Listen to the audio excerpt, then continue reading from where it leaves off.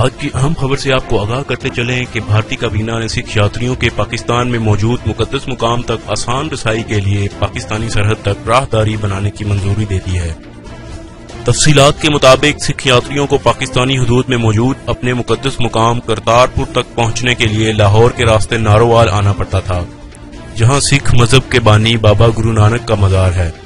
بھارتی وزیر اعظم نریندر مودی کی زیر صدارت کابینہ کے اجلاس کے دوران کرتارپور راہداری منصوبے کی تعمیر کی منظوری دی گئی، جس کے تحت بھارت پاکستان کی سرحد تک اپنی حدود میں سکھ یاتریوں کے لیے سڑک تعمیر کرے گا۔ کابینہ کی میٹنگ کے بعد وزیر داخلہ راج ناتھ سنگھ نے میڈیا نمائندوں سے بات کرتے ہوئے کہا کہ راہداری منصوبہ 3 سے 4 کلومیٹر پر مشتمل ہے، جس سے سکھ یاتری سال بھر بآسانی ننکانہ صاحب جا سکیں گے۔